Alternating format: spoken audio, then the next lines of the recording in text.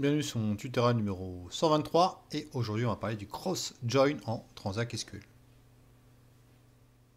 Le cross-join, c'est une jointure croisée qui n'est autre que le produit cartésien de deux tables. Le produit cartésien sur SQL de deux ensembles n'est autre qu'une multiplication généralisée. Donc si, par exemple, si on prend deux tables, ça va associer les lignes de la première table à la deuxième. Bon, c'est une chose qu'on voit assez rarement, mais dans certains cas, on peut en avoir besoin. Et ça existe sur SQL. On peut associer les lignes de la première à la deuxième table, tout rassembler. La syntaxe, elle est simple. Bon, il n'y a pas de jointure sur une colonne, par contre. Hein. C'est cross-join sur une table. Donc, sélectionne-moi toutes les colonnes de la table client, à la B, qui fait une jointure croisée sur les deux tables.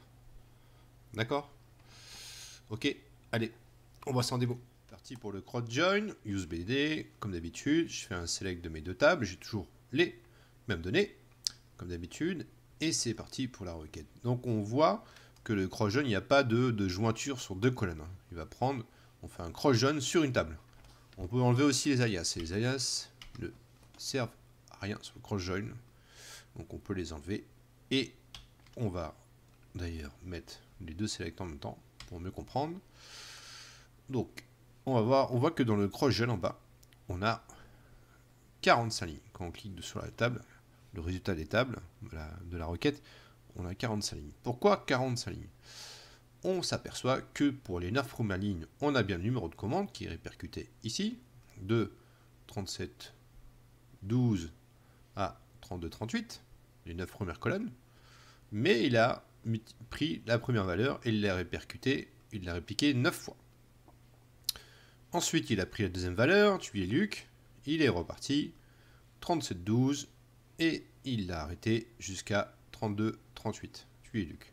Et ainsi de suite sur tué Théodore, Zinedine et Lucas. Donc il a pris les 9 lignes, il les a multipliées par 5, ce qui fait 45, d'où le résultat. Ce qu'on appelle un produit cartésien, ce qu'il a fait, c'est qu'il a multiplié en fait les lignes de la première table à la deuxième.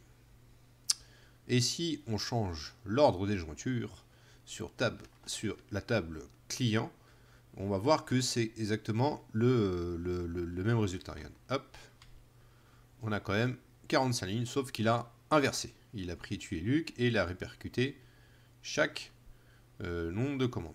37 12, hein, il s'arrête à 37 et il repart sur tué Luc, ainsi de suite et ainsi de suite. Ça s'appelle un cross-join en fait. Ça va multiplier le nombre de lignes par entre les deux tables, tout simplement. Ok, allez, on passe à la section suivante.